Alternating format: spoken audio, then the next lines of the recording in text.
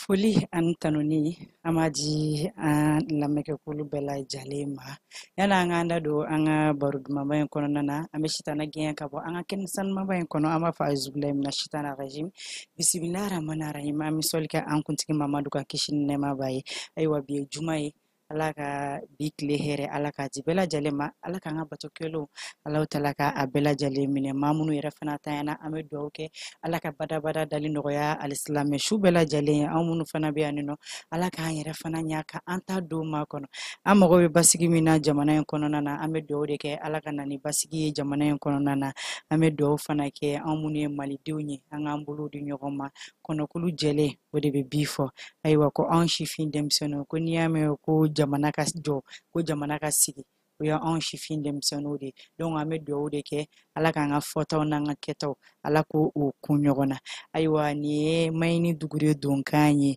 bi fode ale bɛ n bolokɔrɔ yan nɔ n'o ye an ka filakɛ ye ayiwa bi thème mun b'an bolokɔrɔ yan nɔ k'an bɛna lase maaw tulo kan n'o ye chômage de ayiwa an ka denmisɛnninw bɛ tila kalan na i b'a ye k'a fɔ maa caman bɛ yen nɔ u tɛ ka baara sɔrɔ wa maa caman bɛ yen nɔ u b'a a kɔlɔlɔ yɛrɛ kɔnɔna na degunba de bɛ maaw kan nin waati in kɔnɔna na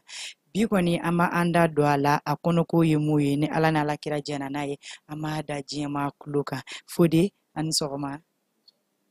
bari baasi t'i la alhamdulilayi nse i nana an ka wele la o diyara n ye folikan jumɛn b'i bolo k'a lase mɔgɔw tulo kan Jɔnpɛrɛmani n bɛ yɛrɛ fɔ kosɛbɛ kosɛbɛ ka Mali cɛ n'a muso fo de Kayi à Kidali an bɛ bɛɛ lajɛlen fo merci Mani an b'i yɛrɛ fɔ kosɛbɛ kosɛbɛ foli diyara n ye an y'o de fɔ n ko an bɛ maliyɛn bɛɛ lajɛlen fo ka bɔ Kayi fo Kidali o bɛɛ b'i yɛrɛ sɔrɔ Mali kɔnɔ kosɛbɛ donc hali n'a sɔrɔ k'a fɔ ko gɛlɛyaw bɛ yen nin wagati in na an bɛ maliyɛn bɛɛ lajɛlen fo i kɛyɔrɔ ani ka wagati la inchallah siga fosi to o kuma in na Fode ayiwa o diyara n ye bi n y'i wele a ma kɛ baasi ye yɔrɔ an bɛɛ kɔni ye maliyɛndenw de ye an bɛɛ ye jamana kɔnɔdenw fana ye o tɛ tiɲɛ ye wa n'i y'a mɛn jamana ka jɔ anw tɛ yan sifin denmisɛnninw tɛ wa bi an bɛna an da don fɛn min na n'o y'an ka chômage ye donc chômage yɛrɛ ne bɛ fɛ k'a dɔn chômage yɛrɛ ye jumɛn yɛrɛ ye fɔlɔ yanni an ka don an ka baabu yɛrɛ kɔnɔna na Mani an b'i fo kosɛbɛ kosɛbɛ foli diyara n ye chômage an k'o ma bamananw baarabaliya i n'a fɔ mɔgɔ min bɛ yen n'u tɛ baara la o de ye chômage ye i n'a fɔ i tilala kalan na i ma baara sɔrɔ o n'a ɲɔgɔnna caman ou bien i yɛrɛ tun b'a la i y'a perdu o n'a ɲɔgɔnna caman a tilali la o de ye chômage ye d'accord mais quelle est la cause de la chômage donc an bɛ fɛ k'a dɔn cause mun ni mun bɛ ka na ni chômage in ye an ka jamana kɔnɔna na d'accord Mani ni ko n bɛ kuma o yɔrɔ kan bon je vais essayer de développer quelques points comme bɛɛ tɛ nanzarakan mɛn o ye tiɲɛ ye n bɛ walawalali kɛ an yɛrɛ ka kan na voilà n y'a ta bakuruba damadɔ la n bɛ se ka walawalali kɛ minnu na o ye tiɲɛ ye walawalali fɔlɔ ni an ka chômage yɛrɛ ta k'a lajɛ n kan tɛ fɛn wɛrɛ ma Mali yɛrɛ kɔnɔ yan ni chômage ta k'a lajɛ chômage fɔlɔfɔlɔ ye kalan de kalan c'est-à-dire chômage kun fɔlɔfɔlɔ ye kalan de kalan i n'a fɔ kalan i bɛ se k'o ɲɛfɔ n ye dɔɔni voilà i n'a fɔ kalan ala ye an garisɛgɛ kalan fila de la barisa anw marala de kosɛbɛ i y'a faamu ala an garisɛgɛ nanzara kalan na k'an garisɛgɛ tubabu kalan na i y'a faamu an ka taa nanzara kalan nɔfɛ fɔlɔ n'i y'a ta k'a lajɛ n'i kalanna i b'a ye a bɛ temps caman perdre mɔgɔw kan tiɲɛ don i bɛ ka faamu a bɛ temps min perdre mɔgɔw kan o de fanga ka bon kosɛbɛ bon an bɛ ka kalan minnu fana kɛ n'i y'a ta k'a lajɛ o kalan ninnu a caman na ani an bɛ baara minnu sari ani an bɛ wari sɔrɔ fɛn minnu na olu tɛ fanga kelenw tɛ i bɛ ka faamu voilà bon maintenant mɔgɔ min kalanna a ye baki sɔrɔ bon mɔgɔ min bɛ baki sɔrɔ k'a to san 15 la ou bien k'a to san 12 la o ka dɔgɔ caman bɛ baki sɔrɔ san 18 san 16 ka yɛlɛ o sanfɛ bon n'i ye baki sɔrɔ fana i b'a ye k'a fɔ a bɛ yira de k'a fɔ o diplôme in o ka dɔgɔ i y'a faamu donc e b'a fɔ ko fo i ka taa dɔ wɛrɛ fara a kan e bɛ taa ka t'i spécialiser université la e bɛ t'i spécialiser matière min na ni m'i kunnaja an ka taa électricité nɔfɛ par exemple ni i taara spécialisé électricité la ni min kunna ja n'i taara chantier la fo mɔgɔ min ma kalan n'o bɛ chantier kɔnɔ i bɛ tila ka taa stage k'ale bolo wallahi i bɛ ka faamu parce que entreprise minnu bɛ yen nɔ n'olu bɛ mɔgɔw ta ka mɔgɔw stage ni fɛnw kɛ a stage dɔw la i bɛ na tile ban tewuli ni fɛnw na wallahi i y'a faamu ni min kunna ja i tɛ maga tournevis ni fɛnw yɛrɛ la o y'a kelen i bɛ ka faamu donc o ye kalan ka gɛlɛya dɔ ye bon e bɛ tila o la o stage ni o fɛnw na ka tila tuguni n'a fɔra e ye k'e ka segin kɔ tuguni ko ka na chantier kɔnɔ mais ko ka na ko dɔ kɛ i tɛ sɔn donc kalan a bɛ temps caman perdu an kan tiɲɛ don i bɛ ka faamu a tɛ i n'a fɔ a ma ɲi dɛ a bɛ temps caman de perdu an kan barisa n'i y'a ta k'a lajɛ an ka kalan baselen bɛ ka bɔ kilasi fɔlɔ la fo ka na se kilasi 12 la a caman baselen bɛ kan kalanni de kan fɔlɔ kan kalanni ani hakilina kalanni hakilina kalanni ye jumɛn ye école la i b'a ye matière caman bɛ kɛ i y'a faamu e bɛ kan kalan i bɛ tila tuguni ka philosophie kalan i y'a faamu philosophie ye dɔ de hakilina ye en tout cas dɔ de hakilina don voilà parce que yɔrɔ bɛ ni a ko de don philosophie u ka fɛnw a caman bɛ yen nɔ t'a sɔrɔ a réalité a tɛ boli diɲɛ bɛɛ kan quoi parce que olu bɛ kuma n'u ka yɔrɔ réalité a n'u ka wagati réalité a n'u ka faamu réalité donc i b'o hakilina de kalan kosɛbɛ ka bɔ o kɔnɔ ka na diplôme sɔrɔ donc o hakilina ninnu olu tɛ baara kɛ Mali la o a ma nɔgɔn dɛ philosophie tɛ kabato bannen don non i y'a faamu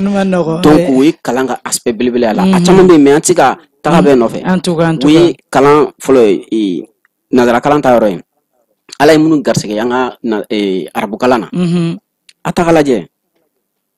i bɛ sɔrɔ en longueur de journée minnu ye arabu kalan kɛ je ne parle pas de la religion mais minnu ye arabu kalan kɛ a caman na i b'a ye u b'u plaît kɔnɔ ko c'est à dire que fɛn tɛ eta bolo ka d'u ma tiɲɛ don mais fɛn tɛ se ka eta bolo ka d'u ma fana a ka gɛlɛn parce que mun na i bɛ sɔrɔ arabu kalan de la k'a ta a première année fo ka taa se a finalité ma toujours a bɛ kuma fɛn kelen de kan a bɛna rele diinɛ de la a laban ye diinɛ ye a bɛɛ laban ye diinɛ de mais être un imam c'est pas un travail en tout cas c'est pas facile baara tɛ o a ma nɔgɔn donc n'i ye chômage ta k'a lajɛ ni kalan jɔyɔrɔba bɔ a la a tɔ tɛ an b'a fɔ ko kalan kana kɛ dɛ parce que i b'a dɔn kuma ma ɲi kuma ma nɔgɔn voilà an b'a fɔ ko kalan kana kɛ dɛ kalan kan ka kɛ mais kalan kan ka kɛ cogo di il faut que les études soient réalité comment dire adaptées à notre réalité an bɛ réalité dɔ de kɔnɔ an ye maliyɛnw de ye an bɛ seri basi to lafiri an b'olu de dɔn tiɲɛ don donc fo ka kalan adapté an ka réalité la donc o kalan in o de kɛlen o de ye an ka chômage kun fɔlɔ ye d'accord n'an bɔr'o kɔnɔ an bɛ don an yɛrɛ ka famille kɔnɔna la mɔgɔ caman ka du o de bɛ mɔgɔ caman kɛ fugari ye cogo di parce que n'i y'a ta k'a lajɛ fɔlɔ la an tun b'a ye généralement an faw de b'an koro f'an bɛ gɛrɛ an baw la kosɛbɛ tiɲɛ don e ma sisan ni an ye tɔgɔ sɔrɔ a caman na an b'a fɔ ko an ba de ka ɲi o ye tiɲɛ ye mɛnɛ n'est-ce pas voilà n'i y'a ta k'a lajɛ sisan denw ka di faw ye bi ka tɛmɛ hali baw yɛrɛ kan oui o ye ka jateminɛ ye o de ka ca bi kosɛbɛ parce que a caman na denmisɛnnin i kan ka denmisɛnnin koro wagati min na k'a dege bricolage la pour que don dɔ a ka kɛ a yɛrɛ tiɲɛ don i bɛ se k'i den bila ka taa école la mais vacances fɛ a bɛ mun de kɛ samedi dimanche a bɛ mun de kɛ an b'a fɔ ko ka leçon ta a bɛɛ la alors que en réalité diɲɛlatigɛ la fɛn bɛɛ tɛ kɛ fɛn wɛrɛw bɛ yen minnu tɛ kelen ye voilà fɛn dɔw bɛ yen nɔ olu bɛ kalan terrain kan de dans la pratique en tout cas caman b'a fɔ non ne ye sɛgɛn min kɛ ne t'a fɛ n den ka kɛ a mara ka ɲɛ i y'a faamu donc éducation n'i ma éducation familiale a jɔyɔrɔba de bɛ chômage ko in na la parce que i b'a ye k'a fɔ n'i tilala kalan na fana dɔw bɛ den bila taa chantier kɔnɔ i y'a faamu ko a bɛ chantier la fɔlɔ yan'a ka baara sɔrɔ a tɛ baara de la en tout cas a bɛ baara de la chantier min filɛ denbayatigi dɔ de dayirimɛ sirilen don o la o tiɲɛ don i bɛ ka faamu wa parce que a bɛ anw kunna tant qu'ils ne sont pas dans un bureau tant que je sais pas clim tɛ ka an fifa o n'a ɲɔgɔnnaw a bɛ fɔ k'i tɛ baara ɲɛnɛma la en tout cas dɔw yɛrɛ tun b'a fɔ fɔlɔ ko non ko k'a bɛ mɛtiri a la fɔlɔ yan'a ka baara sɔrɔ. Bon hali ka kuma latigɛ tɛ u bɛ ka nin mun fɔ ko a tigi ka taa sanche la ka kɛ i n'a fɔ sojɔ la i b'a sɔrɔ an ka maa minnu bɛ jamana kɔfɛ n'olu ma kɛ peinturekɛla ye i b'a sɔrɔ olu ye sojɔlaw de ye i y'a ye soit u bɛ yɔrɔ jɔsi kɛ c'est-à-dire que olu ka nafolo fanba bɛɛ bɛ bɔ o de la ni électricité olu ka nafolo fanba bɛɛ ye o yɔrɔ niveau de ye mais i n'a fɔ i bɛ k'a fɔ cogo min na Mali la an kɛlen don ka fɛn caman bila bolo kɔfɛ quoi an ti ka don ba la donc an b'a fɔ à chaque fois ko chômage bɛ mais an kan ka fɛn min kɛ dun pour que chômage in ka nɔgɔya an ti ka se k'o kɛ chômage pour an ka se ka fɛn min kɛ o ye hakilina de o d'abord n'an donna famille kɔnɔ sisan la première des choses e de kan ka yira den na ko k'a fɔ taa nin kɛ i bɛ sira yira la après l'école il va bila mécanique là, soit il va bila menuiserie là, soit il va bila maçonnerie là, quelque chose comme ça. Mais avec mɔgɔ min kunna o ne bɛ ɲininka a bɛ mɔgɔ min kunna o ko n bɛ chantier kɔnɔ fɔlɔ yanni n ka baara sɔrɔ o bɛ manœuvrer la est ce que o tigi bɛna bila kunna kɛ maçon ye. non a tɛ se ka k'a ye puis a t'a baara yɛrɛ kanu minɛ. voilà alors que mɔgɔ après d'être main-d'œuvre i kan ka kɛ maçon ye ka bɔ maçon la ka kɛ tâcheron ye ka bɔ tâcheron la ka i ka entreprise créer yɛrɛ. ah d'accord donc i bɛ nin bɛɛ de traverser. i kan ka nin bɛɛ de traverser o. I n'a fɔ a bɛ i n'a fɔ mɔgɔ min i ye jala pan dɔrɔn o tɛ o i b'a daminɛ duguma de fɔlɔ premier galon na ka taga fo ka na se donc o de famille ka rôle ba ye chômage kɔnɔna la dans les familles apprenons nos enfants i tun b'a ye denmisɛnnin la fɔlɔ fɛn fɛn bɛ yan an ka génération na ka jigin fɛn fɛn bɛ yen i bɛ taa sɔrɔ avancé la dɔrɔn i bɛ taa village la awɔ i bɛ taa village la dɔw bɛ taa sɛnɛ kɛ voilà i bɛ taa sɛnɛ kɛ mais bi bi in na o sɛnɛ ninnu ni fɛn ninnu yɛrɛ olu kɔni Mali de la i b'a ye a bɛ fɔ ko n'i ye sɛnɛkɛladen ye i bɛ maloya alors que i bɛ bɔ baara la mɔgɔ min bɛ na k'i minɛ wari min bɛ sɔrɔ o la o bɛ sɔrɔ fɛn na voilà donc o ye famille jɔyɔrɔ ye chômage kɔnɔna la an kan k'an denw ka sira dɔ yira u la k'a fɔ après kalan kɔfɛ i kan ka nin de kɛ pour que ni kalan ɲɛna bolo a fara bana ni kalan ma ɲɛ bolo jigisigi yɔrɔ dɔ ka k'a la a ye déjà ye métier dɔ kalan i y'a ye voilà i b'a ye k'a fɔ a caman na i bɛ taa chantier la i bɛ taa cɛkɔrɔba sijɛ dɔw de sɔrɔ pelofili la u ka dali kɛ e bolo ko mun de don parce que tout simplement wagati min bɛ levier kun bɛ wagati kun ka di dumuni bɛ sɔrɔ fɛn bɛɛ bɛ sɔrɔ mais au finish ils n'ont rien appris de spécifique k'a fɔ ko u bɛ se ka balo o la an bɛ diɲɛlatigɛ fɛn fɛn bɛ kiniko de don koyi en tout cas kiniko de don baloko in de don voilà i bɛ diɲɛlatigɛ fɛn fɛn na baloko de don bon tant que balo in fana baara bɛ kɛ balo in de kama en tout cas i bɛ furu kɛ o i bɛ ɲininka i b'a balo de i bɛ diɲɛ ko o ko la hali ni dɔgɔtɔrɔ ye fura sɔrɔ i kun a bɛ fɔ k'i ka dumuni kɛ fɔlɔ ka sɔrɔ k'a ta de en tout cas o kɔni o jɛlen de don i bɛ ka faamu donc an bɛ ko o ko la an ka denmisɛnninw a laɲini école kɔfɛ ou bien an ka kɔn denmisɛnninw ma an k'u don fɛn dɔ la walasa don dɔ la ka k'u yɛrɛ ye o ye parents jɔyɔrɔ ye o fana ye tiɲɛ voilà o kɔfɛ chômage kun wɛrɛ fana bɛ chômage la parce que i bɛ taa sɔrɔ bɛɛ yɛrɛ ma kalan mais minnu fana kalanna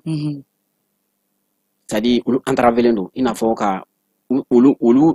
jan quoi olu entravélen don o ye jumɛn ye ça c'est le développement de la science et de la technique d'accord voilà o jɔyɔrɔba fana b'an ka chômage la dɛ parce que n bɛna misali dɔ d'i ma fɔlɔ la i tun b'a ye a caman na librairies de tun bɛ yen i taa livre san f'an bɛ ɲɔgɔn concurrence kɛ e ni livre kɛla e ni livre kɛla voilà librairies tun bɛ yen fɛn caman tun bɛ yen mais i bɛ librairie kelen ta k'o don i ka smartphone kɔnɔ san ka yala smartphone kama librairie joli datuguna a ka ca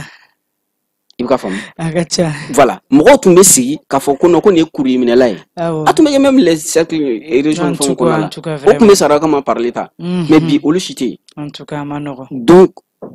o de la il faut que an ka étude ninnu o la n y'a fɔlɔ kalanyɔrɔ la an k'an ka étude ninnu ka adapter wagati la ka tila ka adapter an ka réalité la sinon mɔgɔ caman ma kalan ni an ka kalan ta i t'a sɔrɔ mɔgɔ baden de ma kalan bon mɔgɔ caman min fana ma kalan o mɔgɔ kalannenw fana la mɔgɔ caman fana tɛ baara la mɔgɔ minnu fana bɛ baara la machine fana bɛ ka caman place ta ayiwa i y'a faamu donc chômage a kun bɛ tɛ nin ye dɛ nin ye ala kumabaw ye an da bɛ se ka se minnu ma en tout cas o fana ye tiɲɛ ne bɛ se ka mun fara e ka o yɔrɔ kan i n'a fɔ i da sera yɔrɔ dɔ ma mun ye baloko fanfɛla ye k'a fɔ fɔlɔ i b'a sɔrɔ denmisɛnnin dɔw bɛ yan ni nɔ ni congé bilala i b'a ye parents b'a fɔ ko i bɛ taa village la i bɛ taa sɛnɛ kɛ i tɔgɔɲɔgɔn dɔw fɛ i b'a sɔrɔ ni u tilal'o la ni congé taara i bɛ na ni malo cikɛ ni fɛnw banna i b'a sɔrɔ u b'a malo bila ka na u b'a a ɲɔ n'a fɛnw bila ka na o tɛ tiɲɛ bon ne y'a ye k'a fɔ Mali de la i bɛ maloya n'i yɛrɛ ka baara ye quoi n t'a dɔn n'i bɛ k'a faamuya i yɛrɛ ka culture Mali de la i bɛ maloya n'o ye sinon an ka denmisɛnnin fɛn fɛn bɔra yan minnu bɛ ka taa kɔfɛ imagine toi n'i ye exemple ta an ka dafɛ dugu ninnu na an ka exemple dɔrɔn ta Espagne kan n'i taara a plupart a bɛɛ tɛ foro de ye a bɛɛ ye foro de ye a bɛɛ tɛ foro de ka ca yɔrɔjɔsi ani yɔrɔjɔsi voilà ni sojɔ ni fɛn saba in o de ɲɔɲanen tɛ yen nɔ donc an b'a ta k'a lajɛ an ka mɔgɔ caman bɛ yan i b'a sɔrɔ u bɛɛ bɛ foro de kɔnɔna na ni i y'u ye n'u nana n'u y'u bolo di i ma a bɛ komi i n'a fɔ fara imagine e yɛrɛ faso la e bɛ se ka fɛn min baara kɛ mais n'a fɔra e taara kɛ dugu wɛrɛ la parce que e tɛ ka malɔ o dugu kan mais i yɛrɛ fa dugu i bɛ ka maloya n'o ye bon parce que faso de la a minimisera voilà i bɛ ka faamuya kuma bɛ yen de voilà faso de la a minimisera misali la sisan ni i bɛ baara dɔw kɔnɔna la que ça soit la mécanique k'i n'a fɔ menuiserie ni fɛn ninnu d'abord i bɛ taa sɔrɔ a caman na e de bɛ jɔ ni du ye fɔlɔ quoi waati yanni dɔgɔninw ka baara sɔrɔ yanni olu ka baara sɔrɔ i b'u ka école sara i b'u ka fɛn bɛɛ kɛ mais ni e dɔgɔnin kelen ye baaranin dɔ sɔrɔ i bɛ taa sɔrɔ famille bɛɛ bɛ taa o de ka côté la wala u bɛ kɛ kɛrɛfɛden ye alors que c'est toi qui a commencé le travail mais u tɛ e ta de kɛ ba ye quoi c'est à dire i b'a dɔn an ka société in filɛ nin n'an ko k'an b'a ta i b'a sɔrɔ i bɛ tali kɛ maa caman ka famille kan quoi i m'a ye donc a ko kuma ma nɔgɔn maintenant sisan nɔ an bɛ taa deuxième question na quelle est la solution pour diminuer ni chômage ko in yɛrɛ la solution jumɛn yɛrɛ b'a la pour que a ka se ka diminuer quoi d'accord chômage a bɛ se ka diminuer kosɛbɛ kosɛbɛ a bɛ se ka diminuer hakilina fɔlɔ parce que fɛn bɛɛ ye hakili de ye quoi hakili jɔyɔrɔba de bɛ chômage la d'abord i k'a bila i kunna fɔlɔ i den ni électricien don a bila i kunna ko baarakɛla de don ko baara de don i b'a bila i kunna dɔrɔn parce que n'i bɛ diɲɛ baara kɔnɔ i bɛ diɲɛ baara bila a kɔnɔ baara kɔnɔ a bila i kunna ko fo n ka nin kɛ ka développer a kɔnɔ mais i k'a kanu fana kanu tɛ figurer i n'a fɔ réussite kɔnɔna la quoi i y'a faamuya i bɛ taa sɔrɔ i b'i ka ɲɛnamaya yɛrɛ kɛ i bɛ baara min fɛ yɛrɛ a ka di bɛɛ ye ka kɛ pilote ye ou bien ka fɛn ninnu douanier ninnu fɛn wari bɛ parce que wari bɛ sɔrɔ olu la mais kanu ko tɛ o parce que i bɛ taa sɔrɔ Mali de la an b'a mɛn cogo min na fɔlɔ la douanier sara alimɛtiri tun bɛ d'a kan u ka tenni plutôt alimɛtiri tun bɛ d'a kan voilà alimɛtiri tun bɛ d'a kan n'est-ce pas fo mɔgɔ dɔw yɛrɛ y'u denw b'a la olu ma nimisa bi yan voilà donc nin ka di n ye ta o n bɛ fɛ ka min f'i ye dɔrɔn hakili n'i bɛ an ka secteur minnu bɛ yen n'an ka balo b'olu la kosɛbɛ i y'a faamu parce que an ka jamana kɔnɔ caman ye bololabaarakɛla de ye mais e bɛ bololabaara min kɔnɔ pourquoi ne pas chercher à développer dedans i y'a faamu misali la sisan an ka kɛ ne ye menuisier sisan i y'a faamu menuiserie in kɔnɔna la n bɛ ka fila ni saba min sɔrɔ a la parce que il faut que an ka fɛn dɔw bila an kunna e kelen tɛ se ka famille bɛɛ ta ka da école la quoi c'est pas possible a ma nɔgɔn c'est pas facile i y'a faamu fo e de k'i hakili to i yɛrɛ la i bɛ baara min kɔnɔ k'o développer c'est vrai i bɛ ka faamuya e b'a développer cogo di bi i bɛ yiri dɔw san mais pourquoi pas que aw menuisier damadɔ ou bien aw soudeur damadɔ aw k'aw fara ɲɔgɔn kan ka entreprise en tout cas olu fana bɛ se ka dɔw embaucher o ye tiɲɛ mais i b'a ye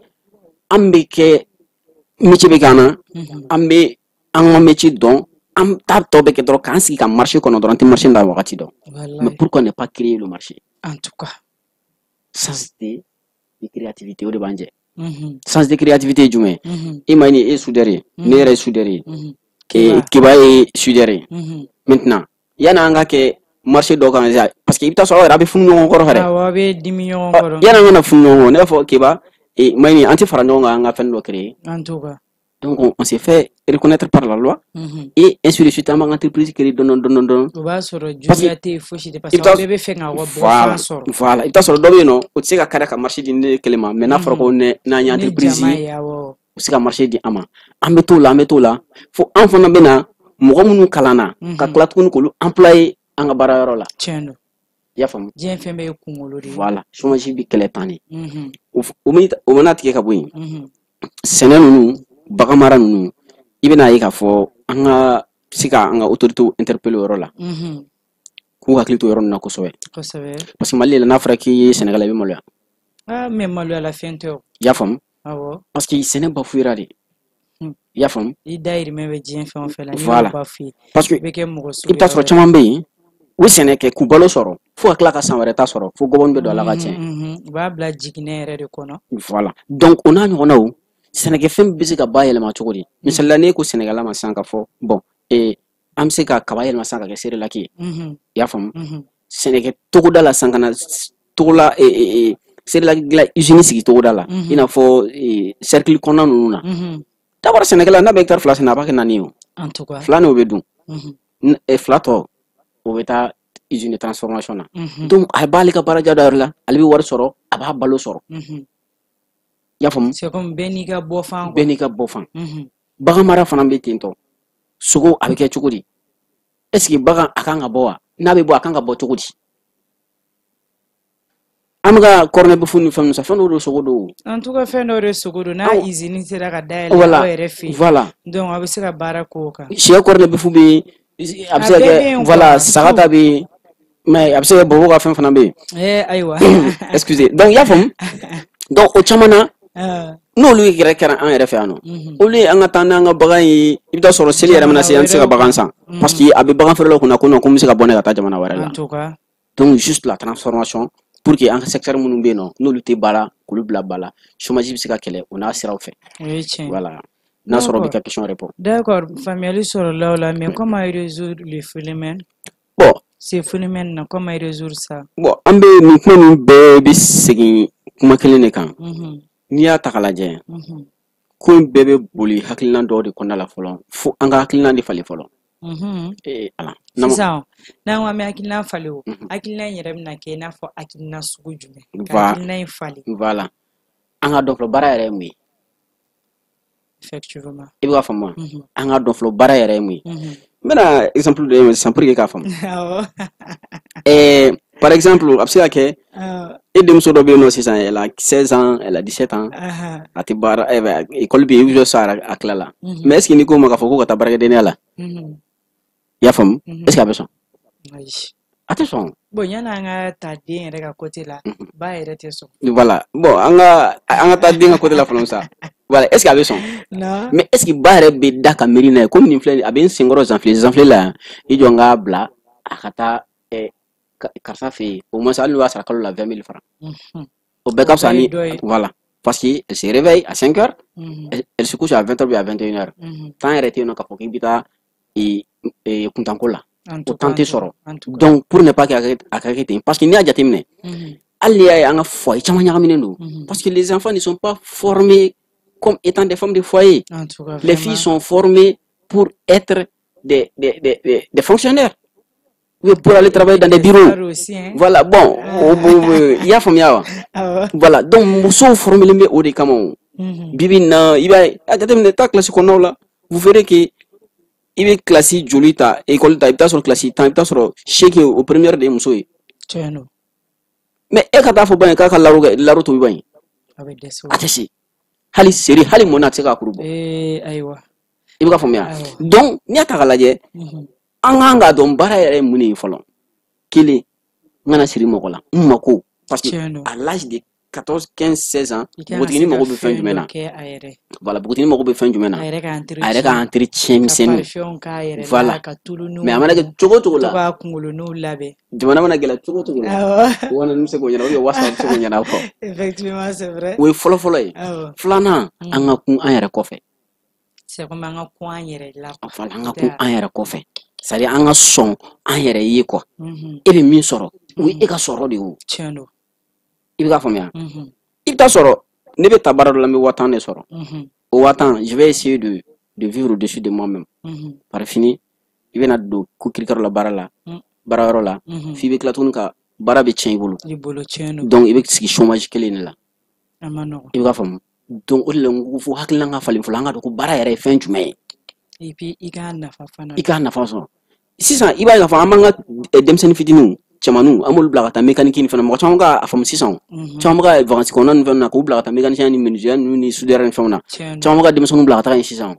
mais npogotiginin minnu b'an bolo pour que an t'olu don baarakɛdenya la Agone ambise bo arni mase kudo baraka deniana ibese ka fendo da maina fumunye jago fenye abise ka ayere buluma de metuga menase comme akaseka ufana do aka commerce fana nyini ko don quoi ima famia akacha ala fe e chômage kera o chômage makeo fendo ko ni benino ibese ko ke iyere yi binaya taka la jesi sano ibasoro anga e bukutigini munu be nu klala kala no university o ke ka masterum mine mais ibasoro achama benino olu de kelendo anga jago kela bawyo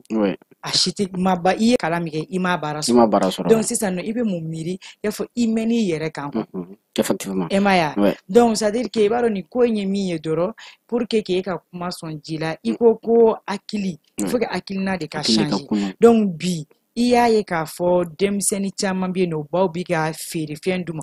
baw bi ga fere mi ko ba nye yurula étape par étape parce que dondo bi se ka ke iba soro alibe tanya soit alibe koro na koro la jombi e placita voilà d'accord oui effectivement donc ni ka kuma fam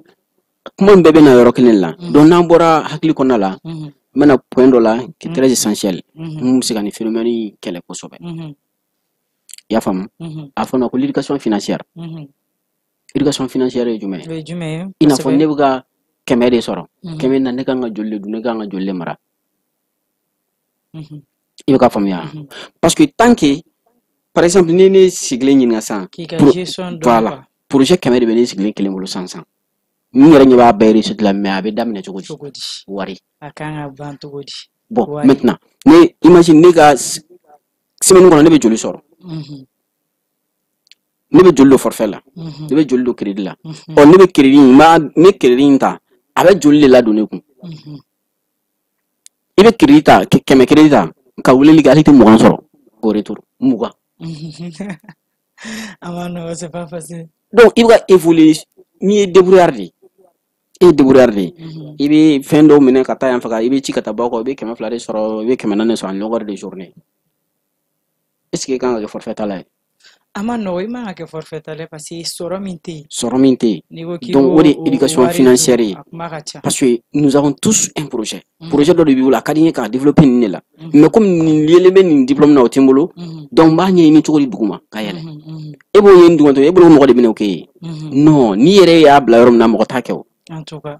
ni yere ya bla yorum na abe o yere ri folo ko ni kulela ka jama wele ni ma jama voilà yere be jama bo voilà donc moko ikanga bla kuna inshallah je travaille an hake ne ka ke barakela insha misra waduru la nganga jolle du essence la ni essence songo bananga war ko me waklen soro ko fe waklen nganga jolle du nganga jolle mara maintenant il faut que je fasse un bilan bon mina barake ni yoro la dans 2 ans ma fa kan kenyere ya fam donc dans 2 ans ni mara ni be benjulima bon contre-temps munumbe non ça c'est le phénomène naturel mo tse ko l'expliquer mais misika jolle mara pour l'éducation financière et ta soro malla do be kala kalana ka projet ou ta soro fonction publique ma soro ka projet nyama ma soro 500,000 700,000 beta sarala mais ni projet bana bagena ko ka tala fenta awo parce que ba soro ka gestion manya o l'éducation financière voilà yori la iga ni yorena ibe jien ko la quoi ibe jien bara ka gestion de kanya quoi voilà ibe wakilin soro ibe kemenani soro ikanga mi mara ibo de mara o ijagu yadi d'accord et mara funa ko fe akunta ko mara te ka da ka suno gore non isa jari ça mara ko fe ne kanga muneke ibe jien bara kono o doni kama akara maçon yo akara peinture yo akara fen ibe bara kono o doni kama anyini ne ka don akari en tout cas ibe ka fangi bla ko kono ti bla kle kono anga ke ni be sara wakili kan flabe anga sen be sara wakili journée kono ijija kema woro du kema nan bla faut faire un bilan dans 2 ans dans 2 ans abseka moneki bulo directement abseka peinture pour kema soro et peinture sans la kana astoke magasin do kono donc ibi 3 mois fanata 3 mois ni ngen soro abseka ni san donc il ka magasin dale mo bi do mi le kono celui qui t'appelle directement ka fo ananga baraka na peinture ta yere de fi ko e akili de mon foye kungolo la ko de do ça veut dire que en décelé do ko o de ke quoi voilà ya betore no kala betore no entreprise voilà ima ngase ke fonctionnaire bay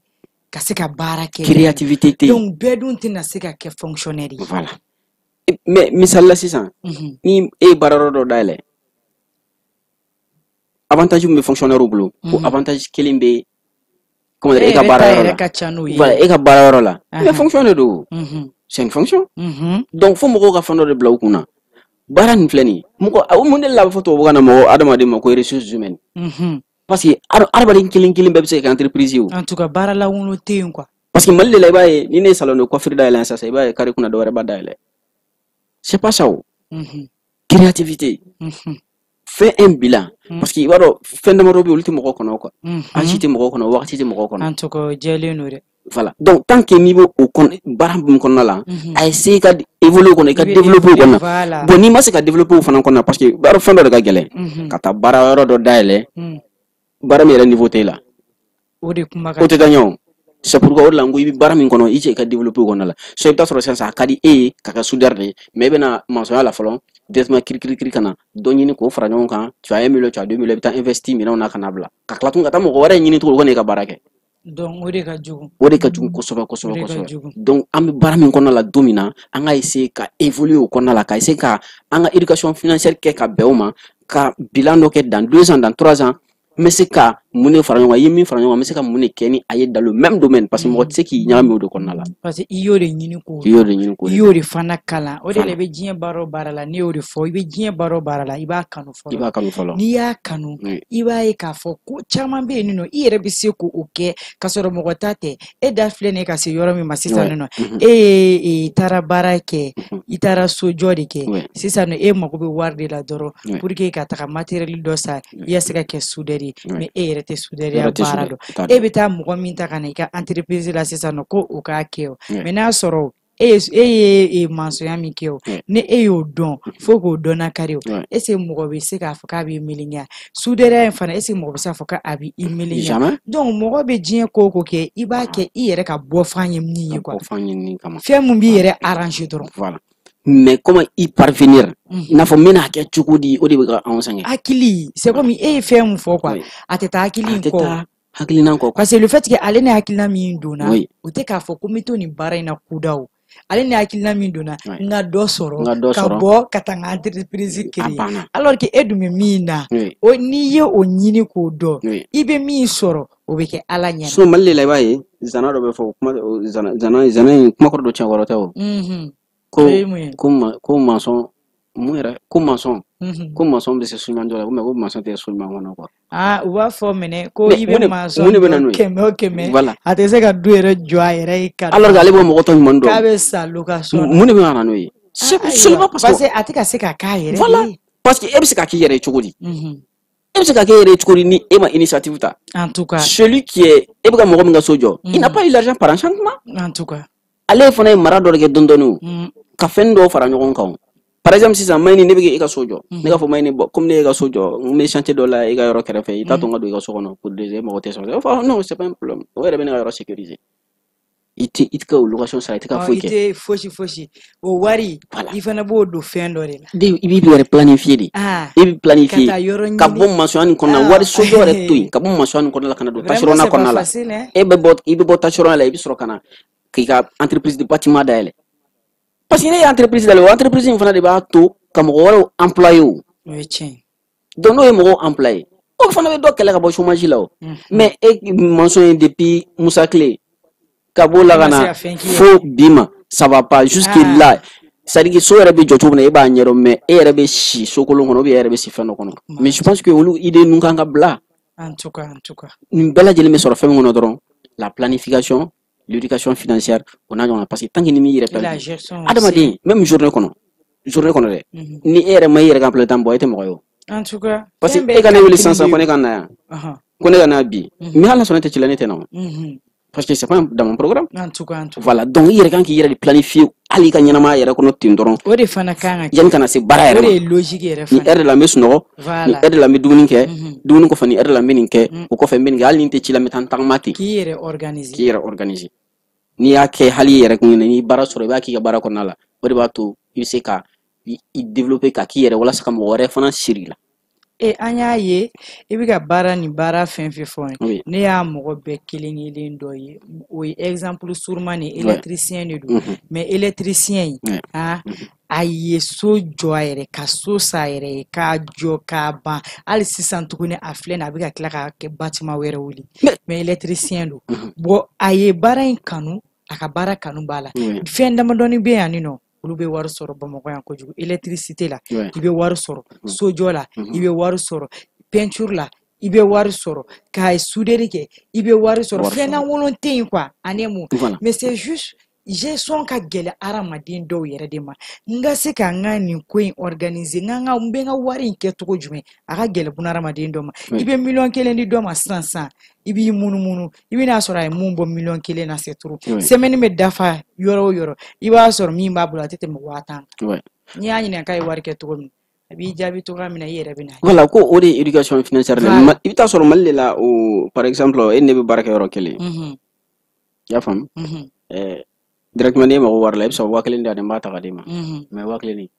ne bɛ se ka 1,000 i mana di ma dans quelle condition a bɛna sara cogo di an b'a boli diɲɛ jamanaba minnu nɔfɛ même ton propre père i bɛ wari emprunter a ma i fa en tout cas a b'a sara a bɛ tila k'a sara juru de ye i y'a faamu juru de ye donc l'argent n'a rien à voir avec parce que baara ko ni wari ko tɛ ɲɔgɔn wari batigiya tɛ ɲɔgɔn sira la quoi mais la planification demande que que nous soyons collègues que nous soyons parents ou que nous soyons quelque chose il n'a faut proche wɛrɛ normalement wari tɛ di ten ten en tout cas wari kɔni tɛ di ten ten voilà ça kun de quelque chose i b'a kun dɔ de b'a la ni wari i b'a di ni a bɛ sara cogo di ou bien e bɛ wari nin di est ce que dɔ bɛ don ka fara kan wa parce que planification ko de banna c'est à dire an yɛrɛ de tɛ se ka an yɛrɛ planifier n kan ka ko planifier cogoya min na o de bɛ ka an sɛgɛn n bɛna misali dɔ d'e ma sisan an bɛ ne yɛrɛ bɛ ka évoluer média kɔnɔna la i y'a faamu t'a sɔrɔ mɔgɔ caman bɛ yen i bɛ bali dɔrɔn k'u ye média sanfɛ san 1 san 2 san 3 o bɛ bali ka tunun mun de b'a kɛ parce que e taara média kɔnɔ de ka taa dan écran dɔrɔn ma i y'a faamu e bɛ sara min sɔrɔ pourquoi ne pas essayer de faire des formations dedans a formation bɛ yen que ça soit en ligne que ça soit formation wɛrɛ ka taa formation kɛ ka attestation sɔrɔ a la ainsi de suite dans le jour à venir pour que i ka se ka k'i yɛrɛ ta ye ninnu bɛɛ de ye planification ye parce que mɔgɔ min bɛ ka e fɛngɛ mɔgɔ min bɛ ka e ta baara la la personne ne sera pas là éternellement erreur bɛ se ka na fɛn caman on ne souhaite pas mais e ye mun de kalan e ye mun de dɔn e bɛ se ka balo mun de la nin kɔfɛ i bɛ baara bɛ ne ko i b'a kɛ baara bɛ k'i b'a kɛ kɔfɛ k'i tɛ se k'a k'i yɛrɛ ye walasa ka balo a la ni état tɛ mɔgɔ man k'o kɛ kɛnɛma o nafa kɔni t'o la voilà donc i tɛ se ka balo a la o n'a ɲɔgɔnna caman voilà i b'a dɔn Fode vraiment i nana a diyara an ye wagati kofɔlen ale sera ka ban sisan kuma kuncɛ kuma na conseil jumɛn b'i bolo ka da malidenw tulo kan parce que bɛɛ lajɛlen de tulo b'a la nin bɛ bɛɛ lajɛlen de fana intéressé hali an minnu fana bɛ yan nɔ nin b'an fana intéressé parce que mɔgɔ i tɛ fɛn bɛɛ dɔn o tɛ tiɲɛ ye donc sisan e ka kuma kuncɛ kuma la